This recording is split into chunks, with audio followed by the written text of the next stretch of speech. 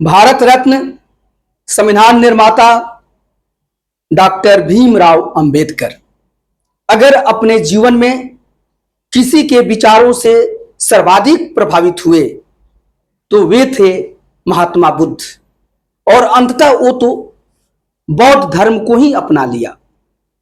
महात्मा बुद्ध का यह विचार कि कभी भी शत्रुता या वैर से शत्रुता को समाप्त नहीं किया जा सकता है।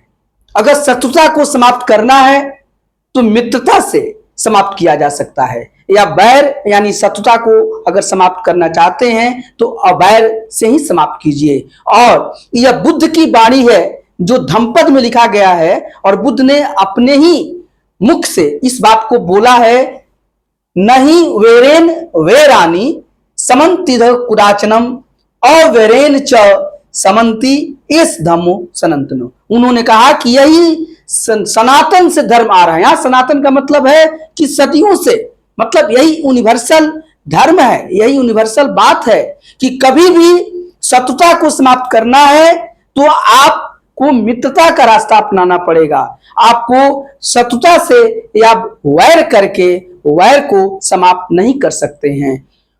बाबा साहब भी महात्मा बुद्ध के इस विचार में विश्वास रखते थे, और उनका यह विश्वास संविधान में झलकता है, और उसमें उन्होंने भाईचारा को बहुत दृढ़ता से रखा है। वो जानते थे कि भारत जो है वो विभिन्न धर्म, विभिन्न संप्रदाय, विभिन्न लोगों, विभिन्न जातियों का एक देश है, और भारत विविधता भरा देश है। इसमें अनेकता में एकता भरनी है, और इसलिए उन्होंने भाईचारा का पुट रखा।